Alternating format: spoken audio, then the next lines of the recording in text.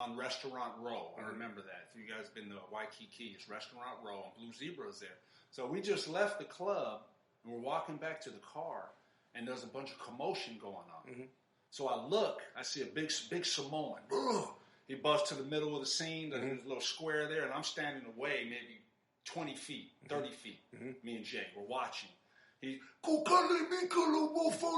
yelling out all the other Samoans. He's going crazy. Pointing, but the whole time he was a monster. This dude was the biggest man I ever seen. A neck about 25 inches. And I'm not exaggerating. The back of his shirt was split open, like the Hulk. You know, the Hulk. So his shirt was split open. He's yelling out all the other. So he circled him. He's in the center. So I look over. I was buzzing. It was late, 2 a.m. You know, I look over at Jay, and we were talking about something totally different. You know, and Jay made me smile, and I looked back, I was smiling. And that dude, he was done talking. He was looking dead, his eyes were bloodshot. He was looking right at me. He was breathing. I'm like, Jay, turn and run. So we turned around, he was already up on us within seconds. We're in the park. So this, go, you motherfucker, come here, motherfucker. He's cussing at me. I'm like, I'm from California. Like, I'm sorry, I didn't do anything. I'm sorry. And the other guys, they're about to pounce on us. Because out in Hawaii, Samoans, they beat people senseless. Oh, wow. They're just savage with it. My nephew got his jaw broke. He used to live there, Pete. Got his jaw busted up, everything. But they were coming towards me. And I'm just like, hey, guys, I didn't do anything. Like, I didn't do anything. I'm like, I'm from California. I don't even know why he's doing this. And then they stopped. And then they grabbed the big guy that was holding him back. They had 3 of them holding him back. He wanted me something fierce. He thought I was laughing at him. Man. So the other dude said, get the fuck out of here. You got to get the fuck out of here. You go. So I grabbed Jay. We started walking away. Like 2 girls. I mean, I didn't care. As soon as we hit the corner, we ran. Gone. So the next night, we went back. But Jay was in the military. I was visiting him. I shouldn't have did it, but I was packing his 9. I snuck the 9 in with the club with me. I did not acting crazy. I don't know what I'm carrying a 9 for, but if you'd have saw them dudes, man, them dudes would have killed us. That Samoan, if he'd have got a hold of me, he'd have ripped me apart. He was the Hulk, literally. So, I carried the 9, but I put it back in the car. I felt dumb carrying that thing. Plus, those cats can fight, too. Yeah. Like, Samoans, that's not like big guys who don't got skills. In Hawaii. So they fight there. They wrestle, they fight. You know, they do all that. That's that island stuff. They're island boys. Warriors, island boys man. don't play, man. Samoans are warriors. That's what I'm telling you. When he came out yelling at the people, it was like, I don't know what went wrong or what happened, but he was the chief. He was the man. And the other Samoans are huge too, don't get me wrong, but he was just monstrous. He was just monstrous. So. I leave Samoans alone, man. Honestly, it's one of those things when I see like Samoans come in the room, like I leave, like Samoan men. You know, I see like a big Samoan dude come in, and I'll kind of make, hey, been a good day. You guys take it easy, you know, because I know once the alcohol starts, it might possibly no drinking. Do not be around them when they drink. And nobody's stopping that dude from going to put his fist in your face, and that exactly all it takes is you laughing or smiling or bump him by accident or be in the wrong place and yell. Anything, any little thing, you could trip over yourself. Hey, come here, motherfucker. Come here, motherfucker. What you doing? You know, you didn't do nothing wrong but trip over yourself. You know what I mean? So yeah, it's tough. You know, the crazy thing is imagine being beat to death. Imagine it's not. You know, I think being beat to death is almost like you ever go out to the ocean and you catch a big wave, and the big wave smashes you to the ground. And when you try to stand up, another wave comes, smashes you to the ground, and you can't ever get up because the waves keep smashing. See, now I can't. I'm having trouble breathing. I know. Like I'll go out to Redondo Beach, and you think there's a wave coming, and you're gonna be, and they got like a double wave. So the one wave passes by, you don't pay attention, and it hits you, and boom, it's called swells. They come in swells. Swells. Yeah, when it comes in a swell like that. Yeah. And boom, and you can't get up. They destroy you. You feel like you're about to, there's a point where you feel like, man, I'm about to die. But just you hitting the ground, trying to get back up, you hitting the ground, trying to get back up. Oh, my goodness, I think that's what it's like being beat to death. Yeah. You know, I think so. So Simone beat you. I think it's like being pummeled by a wave. Big hands. Yeah. Big old hands just covering your whole face, just smashing you. Yeah. Human hammers. Nothing you can do, man. Nothing you can do. That's See, they're so strong. They don't know. You're a little rag doll. They don't understand. They're big human beings. Especially out there in Hawaii. Samoans are Samoans. Now, we see Samoans now here in California. They're like us. They're normal. You see a Samoan walking around. He look like Mitch. Are you Samoan? Oh, what's up, big guy? Back in the day, Samoans are trees. That's right. That's how you knew a Samoan. Look at that family over there. Be a family. One be like 10 years old. He's already like 6'4". I'm telling you. I'm just being honest. I'm not telling. I love my Samoans. I grew up with Samoans. Yeah, they're cool people. The Kawaias, man, I love them. My boy Choi, he's Korean and Samoan. You know, used to be the leader of Dodge. You know, that's young Choi, man. That's my boy, man. But love him to death. But yeah, I love Samoa. I love the culture. Yeah. Beautiful. Just don't mess with them. Just don't drink with them. Don't drink with Don't them. drink with them. They just can't handle liquor. It's just like Indians. Yeah, It's like the Native Americans. Yeah, they can't get drinking to some people. Like they be acting up on the reservations. The Indians, they're the same way. You get a little lick in them, I'll start acting up. Native Americans are big too, man. You ever meet They Wally? get big. They're like they get big. I met Wally out here. Wally, remember this is a guy. He lived when I used to live on 6th Street in that storage place. There used to be this guy named Wally. I thought he was Mexican at first, but he's a little too big. And like he was a little too cut up. I hate to say it, but he's a little too. He's dark.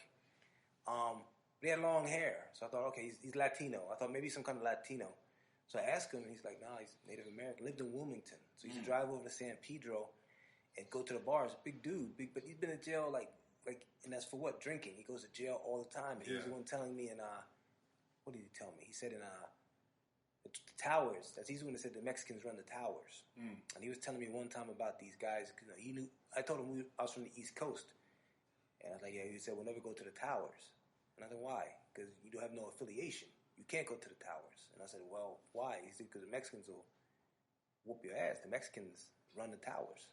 He said, so he talked about these two New York guys who he met down there, and something happened. They were talking trash, and they weren't affiliated. So he said the brothers didn't get their backs, and he said they got their asses whooped. You know what I'm saying? Like almost to death. So he said, yeah, man, don't go. Yeah, don't go to the towers. Yeah, they cut you loose. Twin Towers. Twin Towers. Twin Towers. That's the name of the place. Is Twin Towers. And they're about to shut it down. They're about to shut it down. So I think they're going to send people. It's a bad place. Probably going to send people out to Lancaster or something. It's a wicked place. All them places are wicked. But yeah, I hear you. Wally was always saying he had all these cuts. He was big with all these tattoos. Nicest dude, man. Hey, this dude was nice. I think he's even on my Instagram somewhere. But he had all these cuts on him, like somebody was trying to cut him up. Like he had all these slices on his body. Could have been him doing it himself. Cut too. A lot of cats cut themselves. Maybe, man. Yeah, a lot of cats cut themselves. Nicest guy. A lot of oppression, man. The Native Americans, they're oppressed. They're on heroin. I learned a lot. I lived up that way for a while, and I got to know a lot of Native Americans, different tribes, and they're all oppressed, man. They're all oppressed. They're all not. It used to be alcohol. It is still alcohol, but now it's heroin. Wow. Heroin sweeping through all the reses. They get their money from the government, what have you. But, That's right. You know, try living out in that hot area where they live on their little land. It's tough. Like Hemet or something like that. Kind of like that, just out in the desert, man. Apple Valley. You know, here's what's crazy, man. I've been studying lately. They actually say that everybody thinks like the West Coast Native Americans, they're from the land bridge. They say they're Asiatic. They came over from Russia or China and they came down. So they're actually Asiatic. They say that's, they say like Mexicans, because a lot of them were like the Latinos went to like South American stuff. But that's what they say Mexicans and Asians are like actually connected by DNA because they came over from China or the Eskimos and so forth. Yeah, exactly. So, but they said they're the ones that are shown on TV. But they're saying the actual Native Americans were black. Wow. Yeah, they're because everybody thinks black is like Africa. Right. But Australia got its own blacks. Every place that got its own blacks who came up there. So they said the Native Americans here were actually the blacks here. So they say that they say the slave trade in America was like what? Like, I don't know, like, wasn't as much as they say. They say, man, a lot of the people were Native American. And they also say that, and if it makes sense, because they say a lot of the slaves used to escape the plantation and hide in tribes. Well, how can you do that unless you look like the people? Right. So you just can't just can't run somewhere. Like, where is he hiding? You can't be Kunta and be with the Navajos. Yeah. That's what I'm saying. So that's what they say. But they say that when they show you Native Americans on TV, they show you the Navajos and they never show you the Iroquois and stuff like that. They show you the lighter ones. It's just amazing how TV messes our minds up and doesn't let us know the truth. It's actually the smaller percentage of Native Americans. The bigger percentage of Native Americans, they say, are like dark complected. If you ever watch if you ever read a book and see like the Iroquois or the Blackfoots or stuff like that, they're dark, man. Right, yeah.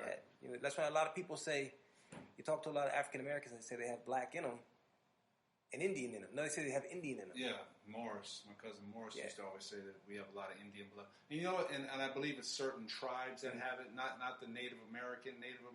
Mm-hmm. You can see that there's not much black in them. But there's some tribes that were probably black. Black Indians. Exactly. Had the good hair. Exactly. That brother in them. But Exactly. Yeah. So that's why they try to tell you that every black person came from Africa. That's not necessarily true.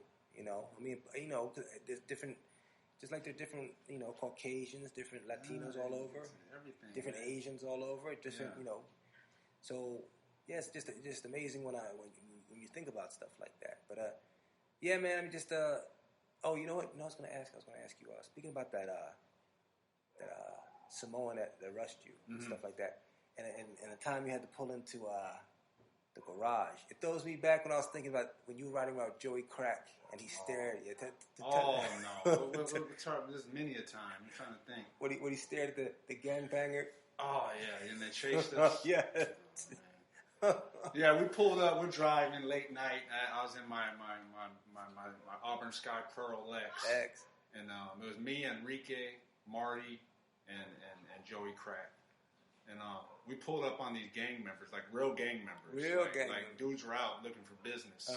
And we pulled up to the side of them. I'm telling them, look straight. I already knew there was big. I think they had a convertible. They had a convertible so you can see them. They were like G's. They're like real G's. And I pulled up on them. Like, oh, this is some straight G's. Hold on a second. Let me look some essays. And I'm looking. I'm like, okay. And I said, look, don't look at them, guys. We're just going to stop. We're going to go. We're just going to peel out. So I'm looking in my rearview mirror, and I see Joey Crack's face slowly turn over to him. No. I mean, he turns over to him, and he has this little smile on his face. And he's just staring at him. And they was like, hell no. What? Who's the motherfucker? What you looking at? I hit. They jumped behind us, and I'm telling you, they was really trying to hit me. I was hitting corners. I was just running through the city for at least 15 minutes until I shook them. I mean, I was running for my life. I'm telling you, I felt like Vin Diesel in there just hitting me. My little legs. But yeah, it was yeah, we got away. And when they got close, you could see they pulling their hands up, that little weapon in their hands. Wow. They wanted to hit us. Wow, so you had the wrong people. All because Joey Crack said, Joey Crack, no.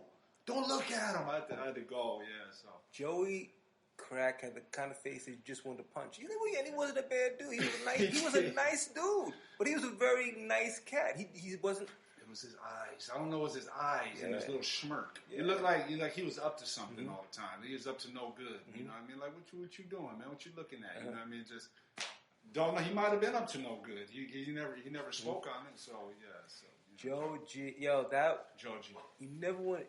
Joji. He had the face of somebody that you wanted to punch, but he was cool. He was a really nice guy, man. I never had any problem with Joji. I remember him and Marty almost got into it.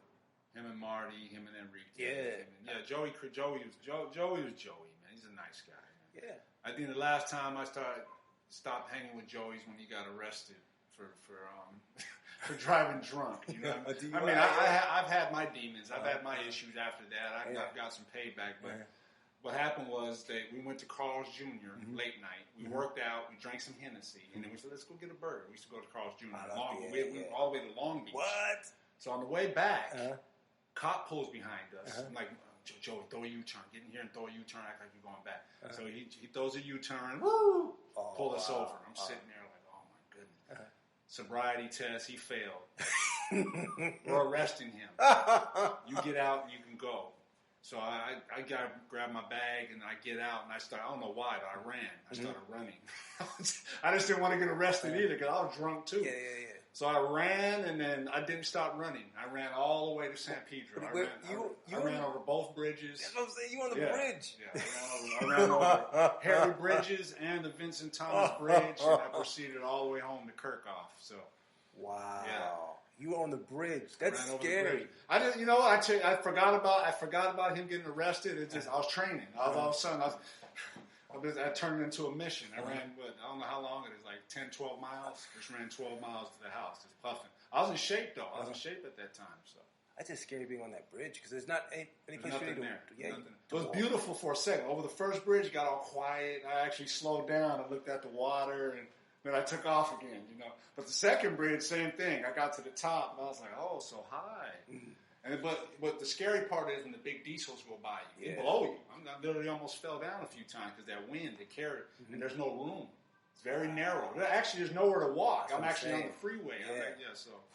That's some scary stuff. It's pretty scary. When you told me about that, I was like, man, that's scary. Because and the cops didn't care. They go. They let me go. I just didn't want them to change their mind, so I just took off. And then Joey went to jail, and we stopped hanging out after that. Because you don't know. I mean, here's the thing: you don't know what Joey's telling him. Joey might have said like, "Hey, man, he was driving. I just slid in." They could have asked him a question. Hey, did you drive all the way? And no. He was So anything could happen. So you knew.